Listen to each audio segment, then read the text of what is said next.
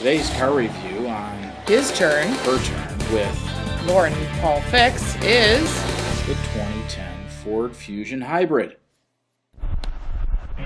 When I first walked up to the Fusion Hybrid, the first thing I saw was a great headlight and grille package.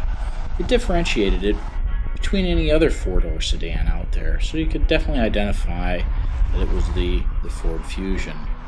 But I wasn't prepared for starting the car. When I actually sat in the vehicle and pushed the start button, I didn't realize that nothing would happen. I assumed that I would hear an engine running, but I didn't.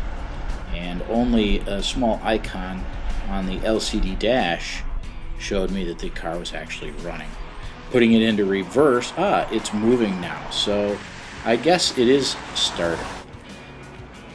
As I was going down the road, trying to keep it in a conservation mode, with the LCD dash scales riding up and down with your accelerator pedal, showing you that you are in either electric or gas mode, and whether you are in a fuel conservation mode or not. And what really surprised me was, while yes, it was electric up to a certain mile per hour, it certainly had an awful lot of power. Downshifting and passing was absolutely a super surprise to me. I figured, it's a hybrid, it has some electric gas, it's going to be a very anemic car, but it wasn't. And so that was very surprising. And again, the dash, the whole package layout of the dash was very neat, clean, a lot of buttons, a lot of things to watch and play with. The regenerative brakes, as you would brake hard to a stop sign, would show that you're actually regenerating power to the battery. This little icon circled around the battery. But I took it on a 2-hour trip down to Ellicottville, New York, which is a ski area in western New York, and it ran very smooth. Once I started hitting the rolling hills, though, it was a bit difficult to keep it at 65 miles an hour. I really had to concentrate on keeping the throttle down just to get it up some of the steeper hills. So that was a bit of a surprise as well. Fuel mileage was fantastic. And what was really neat was this Easy Fuel capless filler.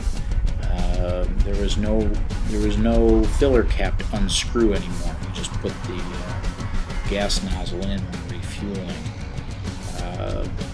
Overall, I think it was a great car, and certainly the first hybrid that I've actually driven for any long period of time. I was very surprised at what a great car Ford has built.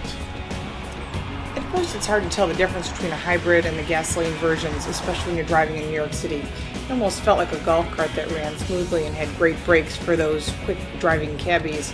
But once you got on the West Side Highway to take that long trip to Buffalo, New York, I found it more fun and challenging to see how many leaves I could grow on the tree. It actually made me more aware of the fuel economy, but unfortunately less aware of the road, so I had to change the gauging to a more traditional layout, which still allowed you to challenge yourself on the fuel economy. I was able to obtain over 36 miles to the gallon on the highway, which did match the window sticker, and that's pretty rare these days.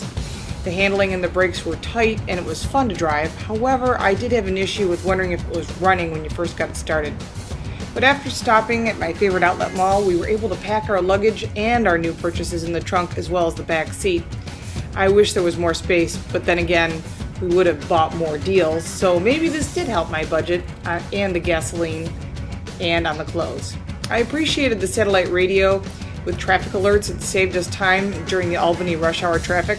And there were lots of great options, which included the Moon and Tune package that gave us great tunes, the ability to change our interior lights as well as a sunroof.